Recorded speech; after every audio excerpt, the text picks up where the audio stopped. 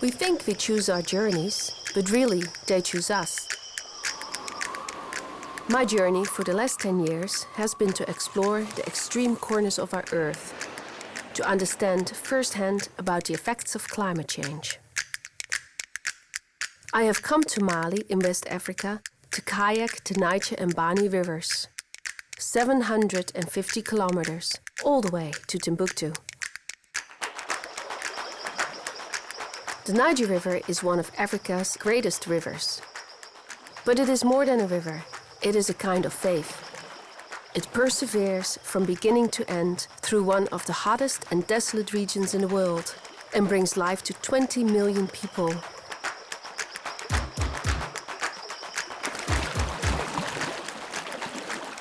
The shore is the canvas, my viewfinder for the next 2 months. In a kayak, I can be intimate with the landscape and the locals. It brings me closer to the people and allows me to hear firsthand the problems they are facing.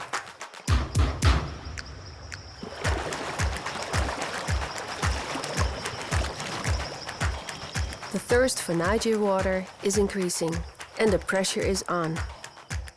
Climate change is only one of the problems.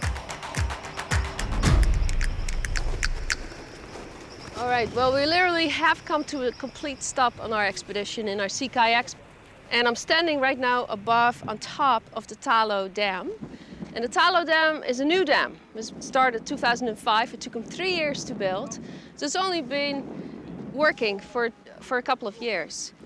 As you can see on my left, we just sort of paddled through a giant lake the last couple of kilometers. And then on the other side of the dam, it's just merely a trickle. It is only like a third of the water on that side than it is on this side.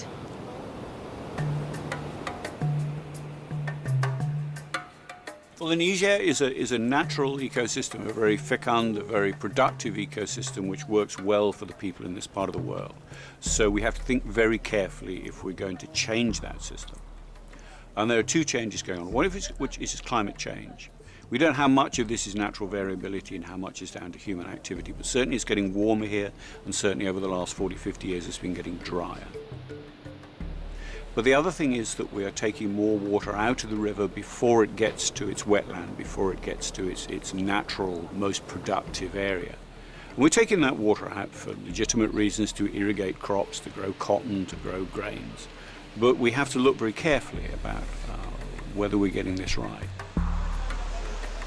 On a constaté des effets bizarres du climat ces dernières années.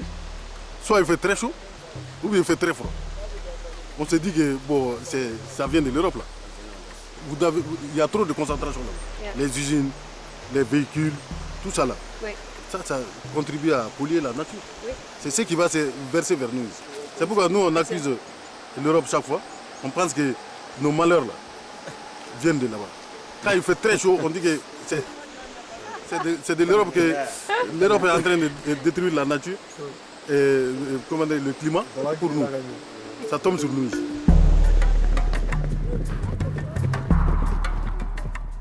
Le climat avant c'était doux. Maintenant il fait chaud seulement. Chaud seulement. C'est pourquoi la nature a changé. Le désert a avancé. Les arbres sont morts. L'eau est diminuée, beaucoup même. Le pâturage, il n'y a pas d'herbe. Un peu d'herbe seulement qui finit. Donc le climat a tout, le climat a tout gâté. Tout est en train de finir, tout. This is the story of the people of the Niger. But who are these people? How do they see their future? Welcome to the Lifeline of the Sahel.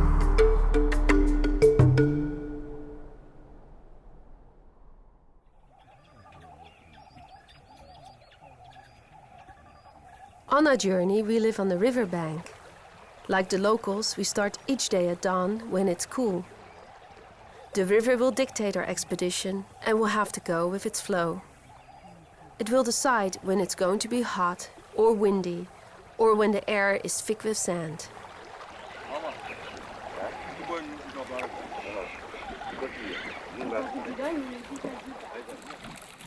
Before we set out on the river, we need to set up our solar panels to charge our batteries and satellite phone. This way, we can keep the folks at home updated with our progress. The solar panels, mounted on the roof of the support boat, allow us to be completely independent of the grid. And then so it be more than 1 hour. This is Jibril. He is not from the river, but from the Dogan desert. He has the challenging task of translating various tribal languages and guide us in local customs.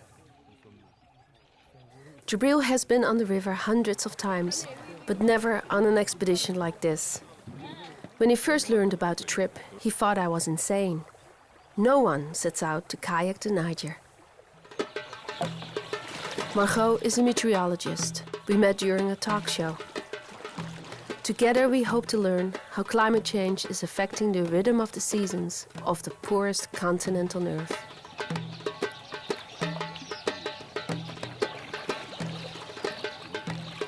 The river keeps us cool, though the Earth reached another temperature record again this year. Earlier this year, the Sahara hit 51 degrees centigrade.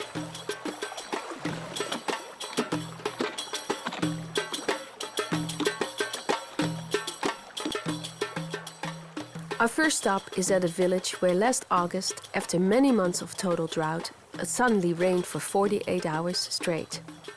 And the river surged through the village.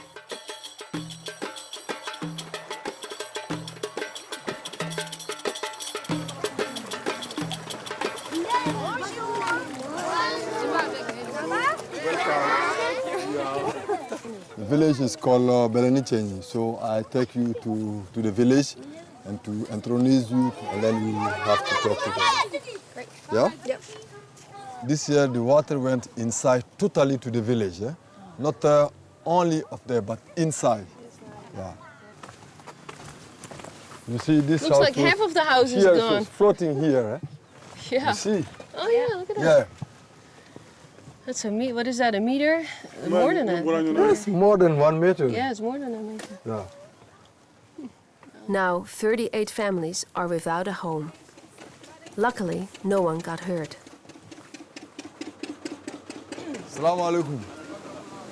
Ali Nyamo, Ali Bernice. So they are the notable for the village. Ba. Ako abeka ale laje sisan ko to muso fato bora ko to dugula ka do kuru vitini mono sisan ko tango kana asigi olu dala sisan olu bebe ka ale laje ko anaka fato ya. You see, they think that's crazy.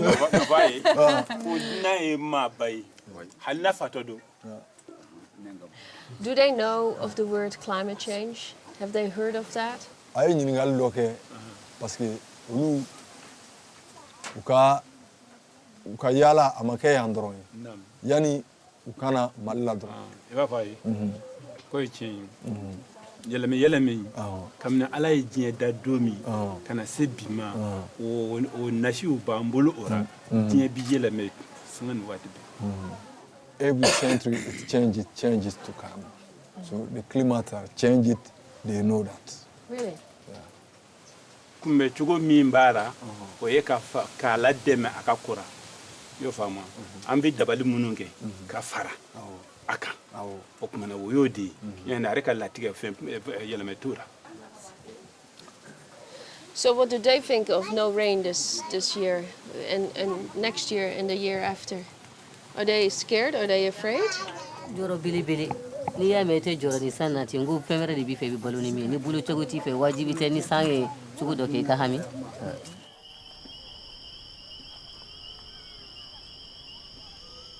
The conversations of today show me that the realities of climate change are already heartbreaking events happening right here on the Bani River. Everything I read in books and reports over the years is confirmed by these people. In the running season time, when you make fire like this, it's many termites fly to come there. You catch them, and then the next day to fry them and eat it. Yes. Yeah, what's Yes. They contain a lot Taste- of yeah. proteins. Yes.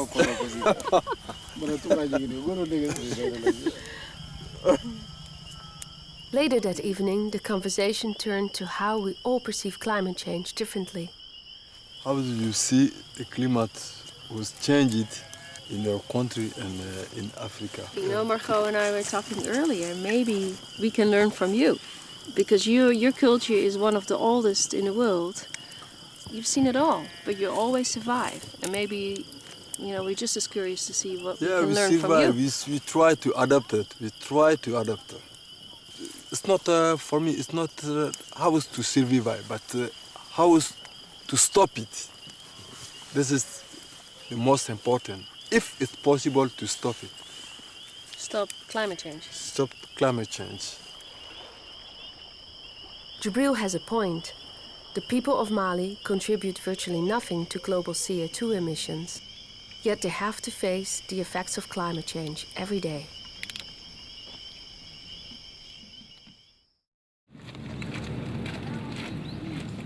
En route, we have a chance to visit the Mali Met Office. Margot sets out to determine the facts. We meet Mama Konate. He's the Director General of the Institute and a vocal spokesman for Africa in the United Nations climate talks. So, Mr. Konate, you are the director here of the Meteo in Mali? Yes, I am pleased to have the opportunity to give some explanations on the weather in Mali. Mm-hmm. You see, climate change consequences are translated into high frequency of extreme weather events. That means that we'll have more droughts and more floodings and more high temperatures. And what is the effect for the people here in Mali? We found that the staple crop yields will decrease by 10 to 26%. That will imply starvation for 40% of the population. Starvation for 40% of the population. Yeah. It will be a disaster. Everywhere in the world, extreme weather events are an issue. But try to prepare for this in a country with no money and a weak infrastructure. And where does Mali's weather come from? A band of clouds move up and down the equator, bringing rains to Mali for just 3 months of the year. The rest of the time, it is hot, dusty and dry. A subtle shift of this movement can have a devastating effect on the people who depend on its rain. Somehow, scientists have to distill a coherent message out of this complex data. There's a big debate going on in the climate science community now about how to communicate uncertainty, how to tell the public how the more you know, the less you may know. They were realizing that those straight lines on the graphs that we see from the UN scientists often about climate change in the big UN reports, the IPCC reports, and so on, it won't necessarily play out like that.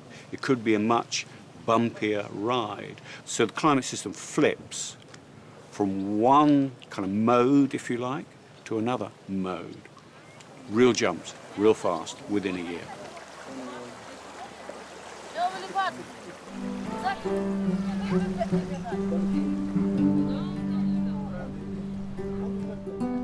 Unfortunately, the effects of climate change won't be equal in the world. And this generation of African children will be impacted more dramatically than most. These are not cold statistics we are facing, but the lives of real people.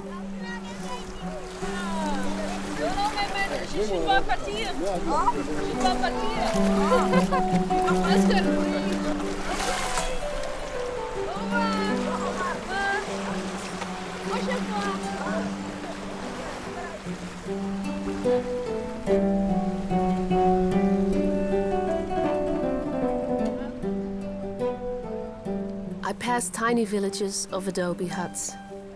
They are made of the same earth as the people walk on. Nothing is wasted here. Plastic and tires, everything gets reused. The bustling river town of Mopti is the first town we see after 10 days camping on the shores of the Bani River. Everybody comes here to trade. It is called the Venice of Mali. Pinasses, the large motorized canoes, come as far away as Timboektoe, because the Niger is like a highway and much faster and safer than roads.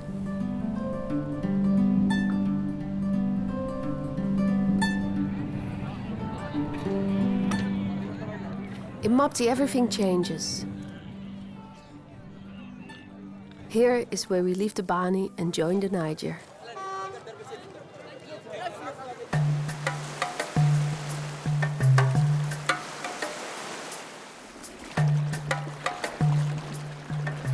The size of the Niger is a big contrast with the intimacy of the Bani River.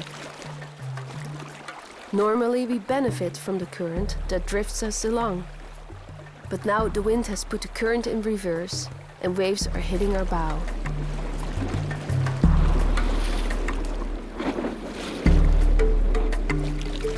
By the afternoon, the wind has died, but the Niger presents a new challenge. She turns into a labyrinth of channels and lakes, and my GPS becomes worthless. Luckily, this morning, I wrote down the names of the villages on my arm, just in case I need to ask a fisherman the way.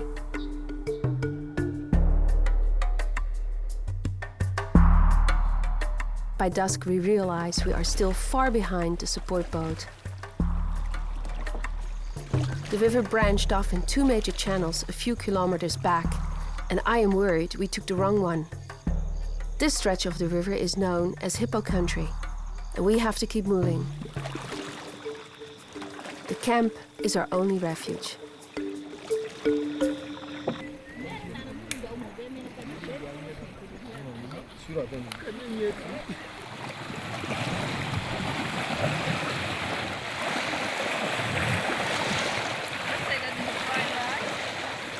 Well, that was a bit of fun. Windy, dark. Not sure where the support boat was, at the side of the river. Some of the time when I look, it's like you are on the sea. Yes. Dream for me, or I don't know, it's like on the sea. It is. Yeah. No, it's true. It is like a sea. I felt the same way. But you have to keep your nose right in the wave. If you go sideways, then you flip.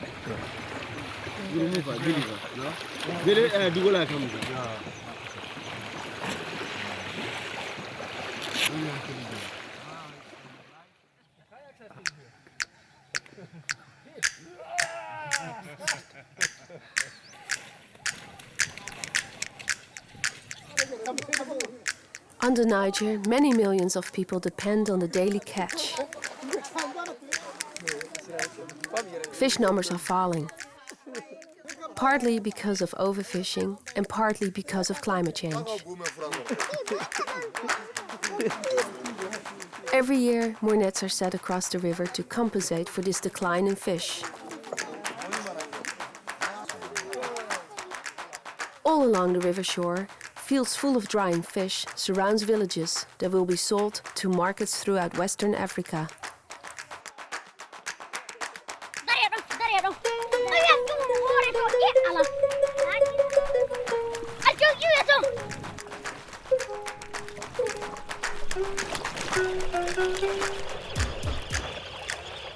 The birds came early this season, escaping the unusual cold and dreary weather in Europe this winter. Untold numbers of birds compete for the catch and are often caught in the nets and lines of fishhooks, and then eaten themselves. Luckily for this egret, Tchani, our boat captain, spotted it in time.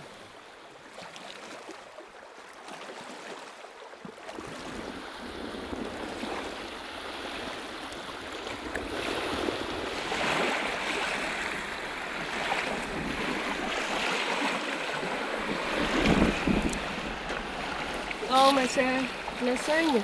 Ouais. C'est mal avec les Hamson. Kablaya.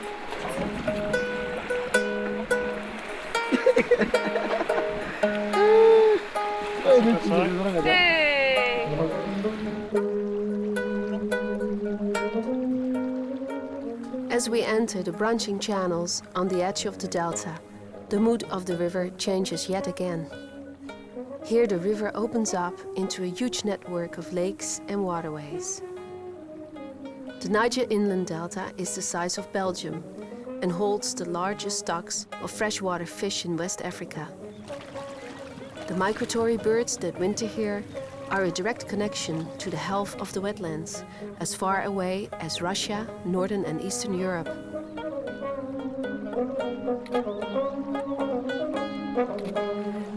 Ah, beaucoup de pêche! Oui, oui! Ah! The bounty of fish attracts many human migrants as well. For the 3-month period that Lake Debo is flooded, people move here to form small communities. Each family claims part of a sandbar as a temporary home and fish there till there is no more water left. I notice a bird roasting on the cooking fire and hope it's not the same bird we set free earlier today.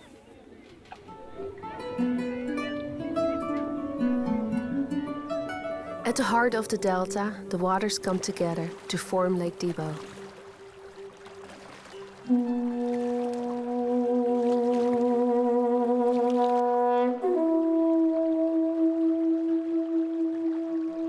Though 30 kilometers in diameter, it is no more than 4 meters deep, and it feels like being on the open ocean.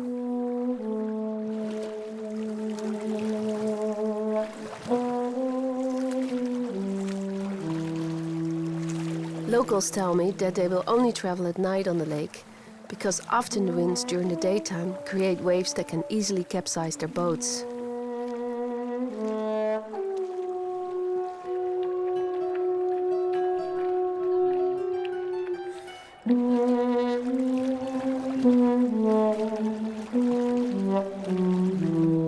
Above us, continuous waves of cormorants and egrets heads back, bellies full after a day of feeding, to their safe roosting areas on the shore of the lake. Extraordinary to think that in a few weeks these same birds will begin their long journey north again to breed in North and Western Europe. Hippos are another victim of the increasing pressure on the resources of the delta and are now much fewer in number.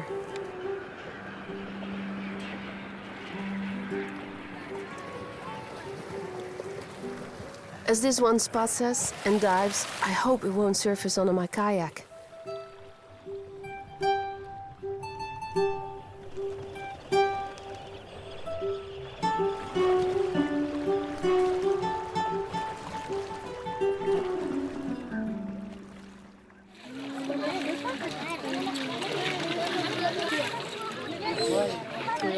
The next morning, I meet Mustafa Maiga, who presents an organization called Wetlands International.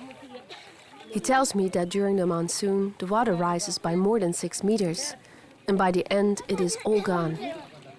It is these hydrological dynamics that give life to fish, birds, and crops. But his concern are the fishing nets being used.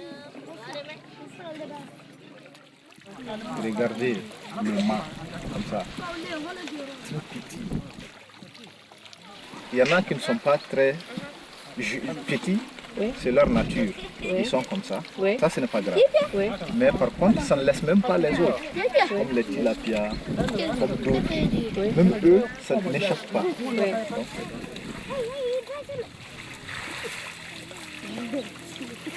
on Mustafa's invitation, we go to talk to Daouda Sanankua, the mayor of 14 villages in this district of Lake Debo. He is pleased with the rains of this year, but this is a mixed blessing. The more it rains, the more water the upstream dams take out. By the time the water reaches his village, most of the water is already diverted. Avant, il y a plus d'eau, il y a beaucoup d'eau. Lorsqu'il y a beaucoup d'eau, il y a des mares qui ont de l'eau. Les gens vont pêcher. Moi, je peux avoir ma mare, toi, tu peux avoir ta mare, l'autre peut avoir sa mare. Avant. Mais aujourd'hui, on est tous obligés, puisqu'il n'y a pas assez de mares qui sont inondables, on est obligés de nous regrouper autour d'une seule mare. Nous tous pêcher là-dedans pour survivre. Toutes les espèces, on les capture. Maintenant, en tout cas, il y a plus d'une dizaine d'espèces qui sont connues, qui maintenant on ne voit plus. Mais les enfants ne les connaissent même pas. Mais si on ne change pas, dans 20 ans, il n'y a plus de poissons. Vraiment? 20 ans? Il n'y a plus de poissons. What is the future? What would you like to see happen? En des moments, on peut pêcher sans finir. La pêche, même par définition, là, c'est prendre tout. Mais à ce moment-là, on doit même enterrer la pêche. Carrément arrêter. Mais pour arrêter, il faut d'autres activités encore, devant la relève. Moi, j'ai prévu que les points de regroupement soient reconnus, soient repérés. Et en ces points de regroupement, on les dote des matériels pour exploiter la terre. Le maraîchage peut bien réussir dans le Bourgogne. Très bien réussir même, le maraîchage. Et on les encadre par rapport au maraîchage et qu'ils veulent dépendre ça jusqu'à l'abandon des eaux. Et maintenant, on libère la pêche. Voilà, c'est la seule solution. The mayor's vision is clear. Encourage the fishermen to diversify and find other ways of earning an income. But for this to work, the unique flooded forests of the delta had to be restored. Il y a une espèce d'arbre là-dedans qu'on appelle Acacia kiriki. C'est une espèce qui veut vivre dans l'eau pendant plus de 6 mois. Une hauteur de 6 mètres. Donc, c'est une sorte d'habitat pour les oiseaux d'eau. Les oiseaux d'eau se cachent là-bas parce qu'avec l'eau qui est un peu partout, elles sont un peu protégées.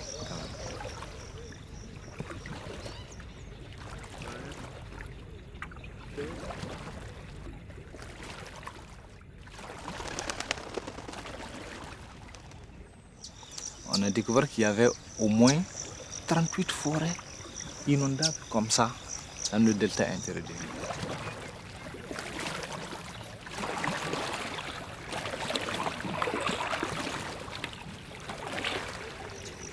Sur ces 38 forêts, il y en a qui ont totalement disparu, qui peut-être ne pourront plus être restaurées. C'est possible. Il y en a aussi qui présentent un potentiel de régénération. Si on a un appui comme cette forêt, c'est possible de régénérer ces forêts et d'attirer plus d'oiseaux encore dans le delta.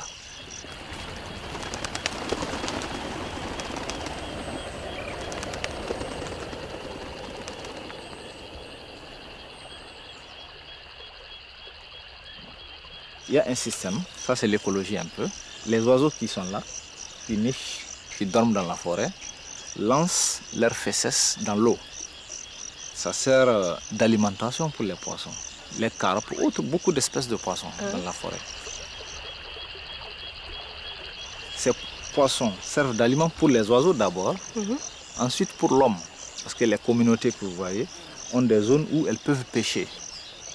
Elles font aussi ce qu'on appelle mise en défense.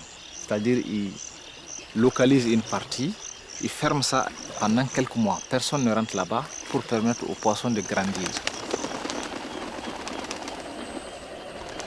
Donc avec l'eau, ça c'est une protection naturelle. On dit que ces forêts constituent une sorte de banque locale pour les populations. Tu as peur pour le delta? Oui, je commence à avoir peur avec le barrage de Fomi. Parce que selon les estimations, le delta intérieur du Niger peut perdre 40%. 40% de l'eau. Oh. Ça fait peur. Yeah. Et je me pose des questions. Que vont devenir ces écosystèmes si le delta venait à perdre 40%? Ça me fait peur.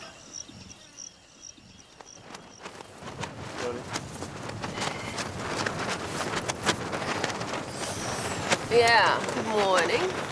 Well, the Niger has a mind of its own. I mean, right now, the wind has completely turned. Hard to sleep. Gets in everything, the sand is in the air, and it's cold. I mean, look, we have 2 layers, and I'm sure I'm going to put on my head in a minute. But such is life in the desert.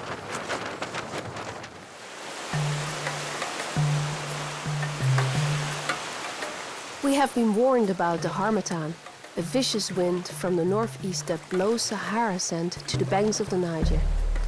and it feels we are caught in the middle of it. No one is on the water today. Jibril calls it Habibi Day, day for making love.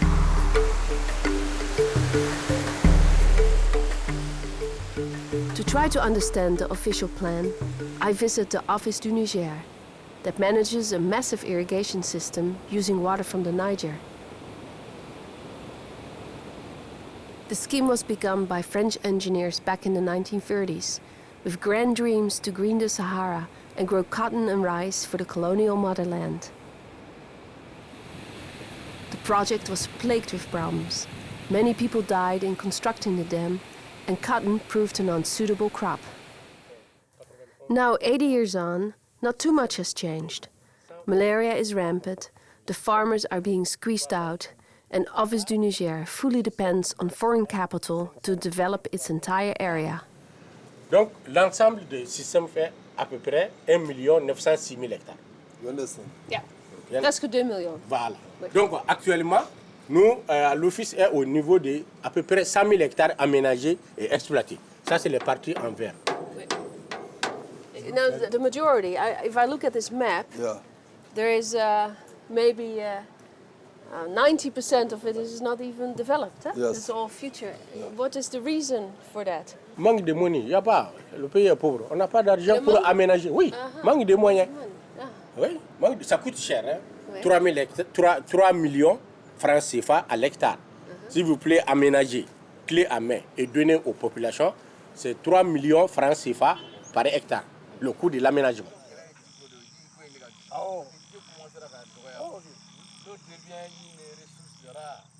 Now, who owns this land? Office d'État. It's from Office. Office du Niger. Yeah. Can I ask this gentleman a question? Yeah. He has been farming here a long time. Yeah. He sees his land getting squeezed. Yeah. Is he worried that eventually he just has to go somewhere else? He can't afford to stay here because of all the rumors of other countries wanting to buy land, and you know, like China and like Libya. Oh, gɛlɛya yɛrɛ min bɛ yan sigibakɔrɔ la o de ye. Pour que k'a ka question a ye mun fɔ i n'a fɔ Mali, Libya ni fɛn an b'o yɛrɛ de kɛlɛ la parce que u ye 100 000 hectares mun di Libi ma a bi dugu mun attaqué k'olu o dugu wuli a bi dugu 30 ni kɔ bɔ bon a bɛna di Libi ma mais a bi dugu mulu tiɲɛ n'u mɔgɔ mulu sigi b'a kan n'olu kun bɛ ɲɔ sɛnɛ kɛ k'u dahirimɛ sɔrɔ a ma fɔ k'a fɔ mètre kelen jira l'olu la. Do they think that this is going to be the future, that the Mali government is going to sell more of the land to China because, or to Europe because they need land to grow food and they come here?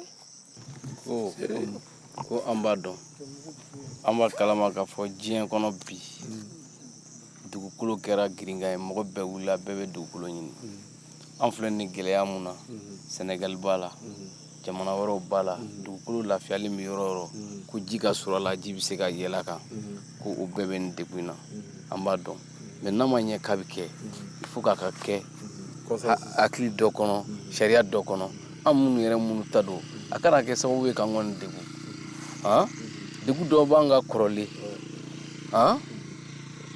n'a fɔra dɔ wɛrɛ kana fara kan o kuma an kɔni tɛna bɔ diɲɛ kɔnɔ voilà.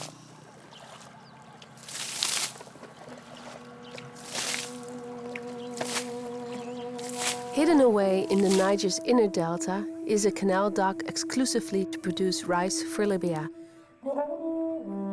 It is called land grabbing, to grow rice that will never be affordable for the locals here. It's enormous. It's like our Bani River. Yeah, it's like Bani River, you're right, yeah. This is only for one people. So when it's be 4 or 5 like this, so it's no anymore Niger River. No. So the Mali government is killing its own country, isn't it? Its own future. Yeah, this is right, yeah. But selling it out. Yeah, the future for Mali is depend on Libya. It's like this now. But this is not the way to give enough to eat for everybody, no. So this is like you sell your house and you keep the door. There's no way. Luckily, there are more optimistic initiatives gaining ground here in Mali. Johan Wachters is a local hero. An ex-Christian missionary, now married to a Muslim woman, he is actively promoting a simple technique called counter-trenching. Local farmers build trenches following the contours of the land, so the water can penetrate the soil and stay moist. So the rainy season starts in August, July? June? June, yes. So when did you build this? We started in the month of February. February. Yes. And then the big rain came, the canal was thick, and then what was his first reaction? Yɔrɔ ma se ka ja. Donc o b'a yira k'a fɔ an y'a dɔn dingɛ in a ye ji marani min kɛ vraiment a ye yɔrɔ arrosé. Did you think it was a miracle? A kɛra kabako y'a ma. Parce que a kɛra kabako y'a ma. Parce que anw fanga tɛ se. Bon u nana nin kɛ tuma min an nisɔndiyara an sebara an nana ye yɛrɛ laban na jɛgɛnin dɔ sɔrɔla a kɔnɔ. Parce que ji bɛ boli ka taa jama na ni ji bɛ tɛmɛ ka taa jama na jɛgɛ bɛ ji kunbɛn an nana jɛgɛ sɔrɔ a kɔnɔ yɛrɛ. Ja dan o ye kamanagan. Vissen kwamen er ineens in zelfs. Vissen? Ja, en they have seen. They had fish in here. The fish. A nafa ka bon koyi. A nafa kɔni an tɛ se ka fɔ ka ban. So how many more harvests did they get this year after the first year of trying counter-trenching? Difference min bɛ u ni ɲɔgɔn cɛ. Kɔrɔ an tun bɛ kelen sɔrɔ sisan an bɛ saba sɔrɔ. Awɔ kabini nin kɛra an ɲɛ bɛ bin caman na yan fɔlɔ bin yɛrɛ tun tɛ falen yan. So how has counter-drenching helped? Ni yiri tɛ yɔrɔ min ni fiɲɛ cira hali binkisɛ nin a bɛɛ bɛ taa koyi mais dingɛ ninnu ni kabakuru min fɛn na bɛɛ karafa bɛ kɛ sababu ye binkisɛ yɛrɛ tɛ taa bɛɛ bɛ to a yɔrɔ la ni san nana alors yɔrɔ bi ni ji bɛ na dɔɔnin awa dugukolo min filɛ a yɛrɛ bɛ funu binkisɛ bɛ to yen. Binkisɛ bɛ to a kɔnɔ. Voilà. We call that a win-win.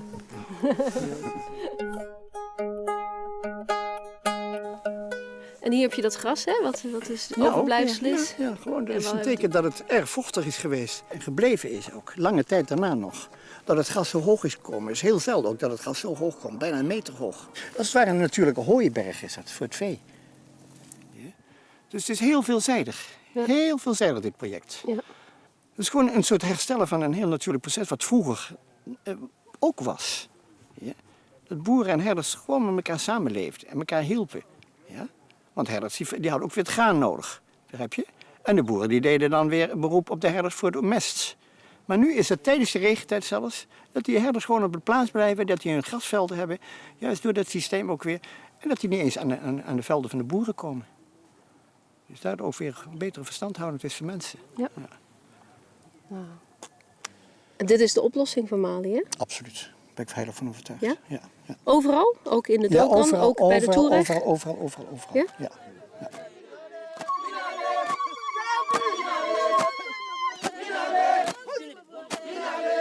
Inspired by the simplicity of counter-trenching, I take up Jibril's invitation to visit his home in Dogan country. Despite poor soils and little rainfall, the Dogan people have found ways to flourish in this harsh and rocky environment for centuries.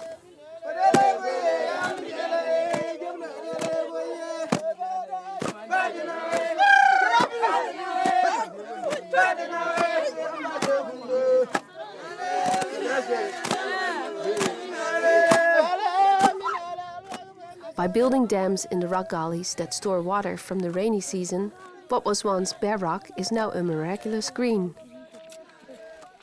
Onions have become an important cash crop. But life here is precarious. Trees continue to be cut, and together with less rain, this threatens a centuries-old culture. Did you see it? Yeah. Moving over the hill this way, huh? Yeah, the wind came from that side. Yeah. Look here, you see? Mm-hmm. The trees here are covered with the sand, eh? Yeah. It's very bad. You cannot do nothing here. Right. It's not possible to build the road here. It's not possible to farm here. So I think now is our time. We have to take care to the environment because environment is our life. A few years ago, Western scientists poring over satellite images discovered a noticeable greening of the desert that covered 5 million hectares. This was a dramatic change with the images from 1972. Most of Africa is slowly being deforested, but here trees are growing back.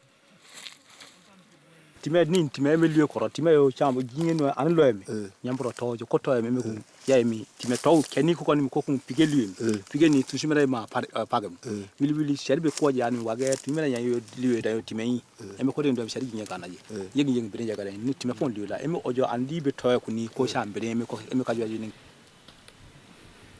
What is his dream? How would he like this area to look? What would he like it to be in, say, 100 years? In kana ding hakle mano jo tusru yingi dugu barak be ya dungo wara dugu makakle mano na ko managa shara hali in worom ko yingi adron time jo ko ma adron hali eme bere gun adron be nani ko kene jo yo hakle ma yusho.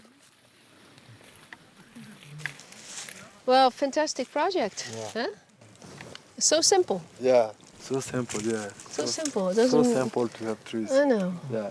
For me, this is better than planting trees. Because when they're planting trees, it's finished. Nobody take care to the trees anymore. So the cattle come to eat all of the trees, then it's finished. I think it's better protects the small trees we have. Yeah. This is better than the planting trees. Yeah. Oh. So that's amazing. This is very nice. Oh, fantastic. Yeah.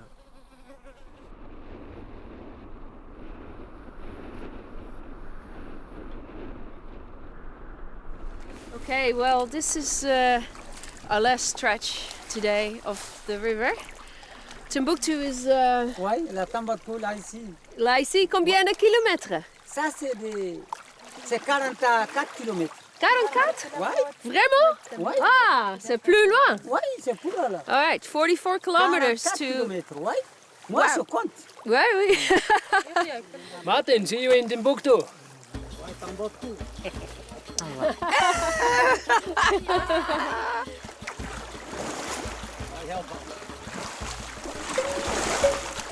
Pak een tijd. En hij heeft vast niet.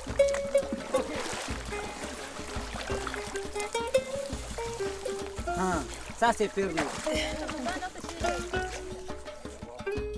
I'm surprised how resilient the people of Mali really are. Despite the poverty and uncertainty facing them, examples like contour trenching and regreening dismantle the myth that Africa's problems can only be solved with foreign aid.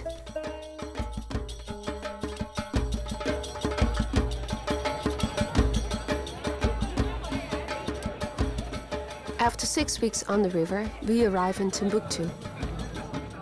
It still feels mysterious. Early European explorers were fascinated by stories of the streets of Timboektoe being paved in gold. Many died in the race for Timboektoe, but the ones that made it were disappointed to find just dirt and hostility towards infidels. They in fact arrived 700 years too late. In the 12th century, Timboektoe was the center of the West African gold trade. Over time, salt took over and is still traded today. Come from very far away, about 1,000 kilometers to Timboektoe. 1,000 kilometers to Timboektoe? Yeah. Wow, it's heavy, eh? Ah! I bet that's even heavier. So 4 like that is for one camel.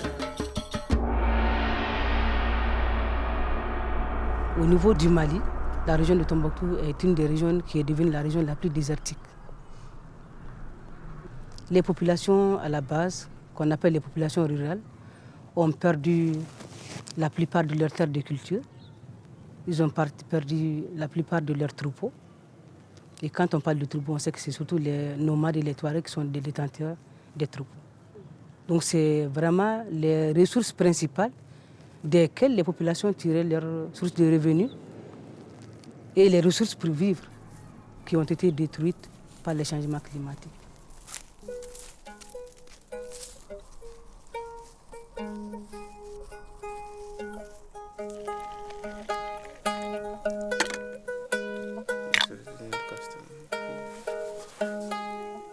Il y a eu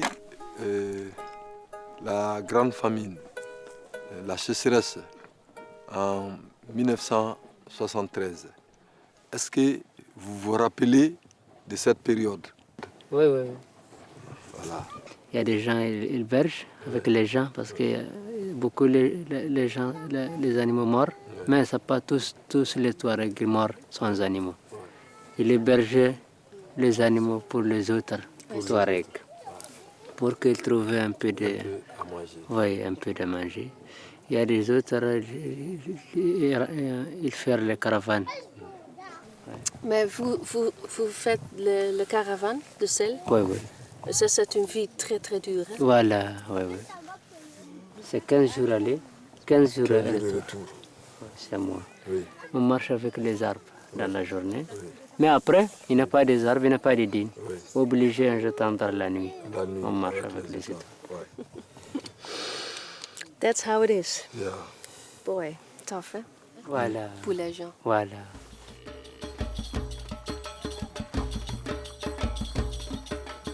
The effects of the devastating droughts of the 70s and early 80s are still felt today. Yet it's impressive how much recovery has been made. Nomads are masters of their environment, and in this arid land achieve a productivity that is hard to match, even by the most modern companies. Mali's nomads run an industry worth over $14 million a year in export earnings. But the challenge is, will they be able to maintain the delicate balance here in the face of a changing climate? Now, I'm not saying we're going to wipe out life on Earth. I think life will probably keep carrying on, whatever we do. But we could make the planet so uncomfortable for ourselves that the idea of having 7 billion, as we have now, or 1 billion even people on the planet becomes unsustainable. What we have that no other species, so far as we're aware of, has, is the knowledge, the ability to understand what's going on, to understand what we're doing. It would be criminal to have that understanding and not use it.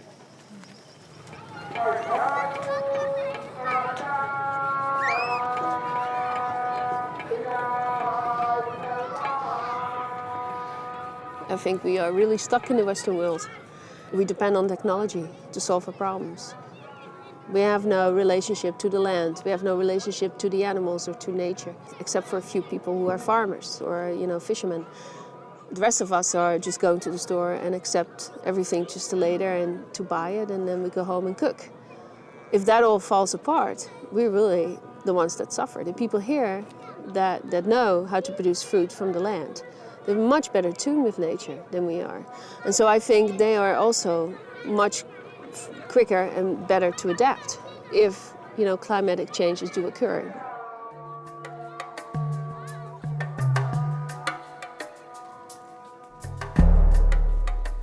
With a population of 60% under the age of 25 and 80% working in agriculture, Mali is forewarned about its future. While land grabs are going on to secure food for the rich, Africa needs to get organized and be part of the structure and not just provide the resources. What I have seen in the Sahel is a tremendous opportunity to jump ahead with its valuable river, land and sun, providing energy and agriculture all year long. There needs to be a shift to small initiatives controlled by the local people, who will be empowered to expand instead of relying on foreigners to do it for them. Mali can adapt to climate change, much faster than most, but they have to step up to the plate.